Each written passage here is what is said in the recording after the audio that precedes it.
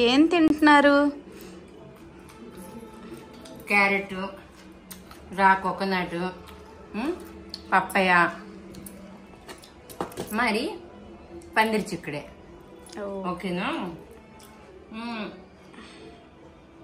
అబ్రాడ్లో అంటే ఫారినర్స్ 85-90 వచ్చిందాక ఇలాంటి గ్రీనరీకి సేవ్ చేస్తూ ఒక యూత్ లాగా ఎందుకు ఉంటున్నారో, మన ఇండియన్స్ వేగం బీపీకి షుగర్కి ఎందుకు లోన్ అవుతున్నారో అనేది నీకు తెలుసా?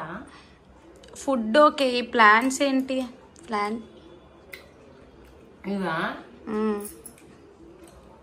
నాకు గార్డెన్ అనే ఒక ఫీల్ రావడానికి నాకు పాజిటివ్ వైబ్రేషన్ కి పెట్టుకున్నా. ఓకేనా? ఆక్సిజన్ కూడా నాకు రిలీజ్ అవుతుంది కదా దానివల్ల. అది నా ఒపీనియన్. నేను అడిగిన క్వశ్చన్ నాకు ఆన్సర్ చెప్పలే. 85-90 దాకా కూడా ఇలాంటి గ్రీనరీని సర్వ్ చేస్తూ ఆళ్ళ పనులు ఆళ్ళు చేసుకుంటూ అబ్రాడ్ లో మన వాడుకుంటే హెల్దీగా ఎందుకుంటున్నారో నీకేమైనా ఐడియా ఉందా? మేబీ వాళ్ళు కుక్డ్ ఫుడ్ కన్నా రా ఫుడ్ ఎక్కువ కన్జ్యూమ్ చేస్తారని అనుకుంటున్నాను. గుడ్. ఇంకా ఐ థింక్ అదొక్క పాయింట్ నీకు తెలుసు కదా. Very good. నేను ఫస్ట్ స్టార్టింగ్ నుంచి చెప్తా. వాళ్ళు కుక్డ్ ఫుడ్ కొంటా రా ఫుడ్ తింటారనేది కరెక్టే, కానీ 80% దాకా రా సలాడ్స్, రా ఫుడ్ ఇవి తింటారు. 20% కుక్డ్ ఫుడ్ తింటారు.